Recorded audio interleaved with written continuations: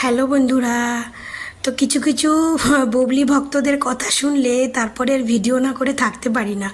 তো তাদের ভিডিওটা তোমাদেরকে শেয়ার করব না, কারণ তারা বলে তাদের ভিডিও শেয়ার করে নাকি আমরা ভাইরাল হই। তো তাদের ভাইরাল দিদিদের ভিডিও আর শেয়ার করতে চাই না, তাদের কিছু কথা তোমাদেরকে বলতে চাই। তো তারা বলছে অনেক দিন ধরে আমরা দেখেছি অপু বিশ্বাস টাইম লাইনে নেই, বুবলিও ছিল না, তো বুবলি আবার চলে এসেছে, কিন্তু অপু বিশ্বাস কিন্তু এখন অবধি তাকে আমরা মিডিয়াতে খুঁজে পাচ্ছি না। তো সেই জায়গায় বুবলি ভক্তরা বলছে যে অপু সাকিব বুবলি এখন একসঙ্গে সংসার করছে, যেখানে কদিন আগে বুবলি যে গাড়ির ভিডিওটা ছবিটা দেখেছেন সেখানে বলছে যেটা সাকিব খানের সঙ্গে ঘুরতে বেরিয়েছে, এরকম অনেক কিছু আমরা সোশ্যাল মিডিয়ায় শুনছি। তো বলি বুবলিটা অনেক সম্মানের হয়ে যাবে। তো পরকীয়া রানীর ভক্তরা, আপনারা এইটুকু বুঝতে পারছেন না যে যে অপু বিশ্বাস সোশ্যাল মিডিয়ার টাইমলাইন ছাড়া থাকতে পারে না, সে অপু বিশ্বাস কেন সোশ্যাল মিডিয়াতে নেই? এইটুকু কি আপনাদের ওই গোবর মার্খা মাথায় কি ঢুকছে না যে অপু বিশ্বাস সোশ্যাল মিডিয়ায় নেই মানে অপু বিশ্বাস আসছে বড় ধামাকা নিয়ে?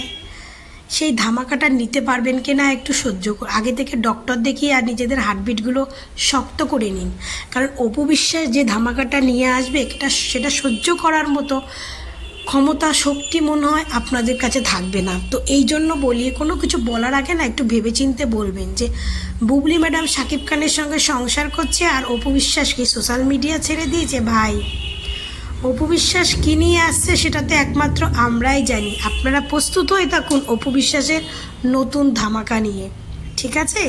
অপু বিশ্বাস মানেই ধামাকা, এটা তো আশা করি সবাই জানেন। আর অপু বিশ্বাস যদি এবার টাইম লাইনে আবার চলে আসে না, বুবলির কিন্তু অস্তিত্বই পাওয়া যাবে না।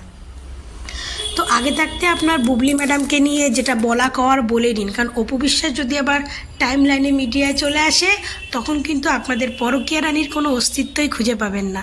তো এই সমস্ত ভুয়া গুজব মনেকে সান্ত্বনা দেওয়াটা একটু কম করুন, আর মনের মধ্যে এই ভয়টা আনুন যে অপু বিশ্বাস কেন সোশ্যাল মিডিয়াতে নেই, ঠিক আছে? হার্টবিটটা একটু শক্ত করুন, দরকার হয় একটু ভালো হাড়ের ডক্টর দেখিয়ে নেবেন। তো সবাই ভালো থাকবেন, সুস্থ থাকবেন।